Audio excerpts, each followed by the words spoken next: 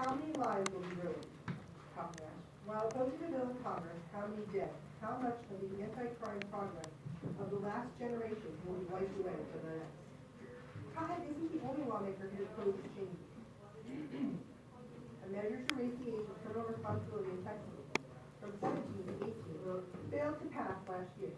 Legislation to improve the education of American juvenile system also failed. Some victims' rights advocates also warned against shifting away from punishing juvenile offenders.